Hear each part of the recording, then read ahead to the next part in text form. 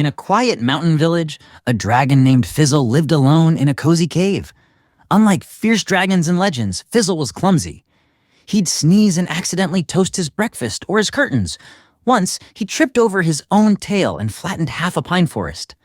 One day, Fizzle tried to help rebuild a villager's barn.